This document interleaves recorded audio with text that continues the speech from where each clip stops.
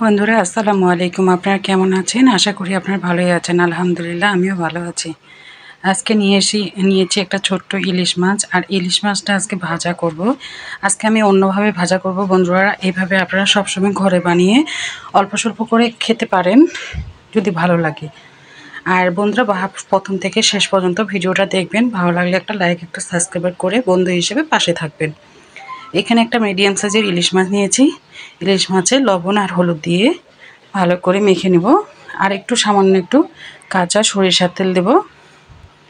কাঁচা সরিষার তেল দিলে মাছের মধ্যে যে হলুদ আর লবণটা আছে সুন্দর করে লেগে যায়।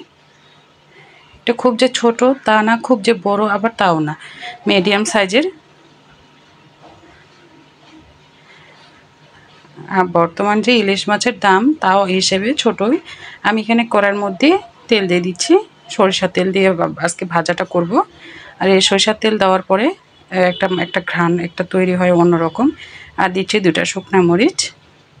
তেলের মধ্যে শুকনো মরিচ দিলে শুকনো মরিচের ঘ্রাণটা একটু অন্যরকম হয়, তাই আমি 2টা শুকনো মরিচ ভেজে সাইড করে রেখে দিলাম। আর এখন আমি মাছটা অল্প আছে ভালো করে ভেজে নেব।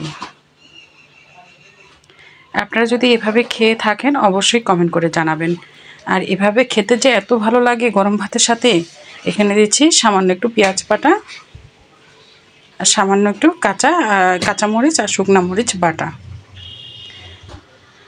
সামান্য একটু লবণ আর সামান্য একটু হলুদ দিয়ে ভালো করে মশলাটাকে কষিয়ে নিব। এই যে সামান্য একটু হলুদ দিয়েছি আর সামান্য একটু লবণ দিব।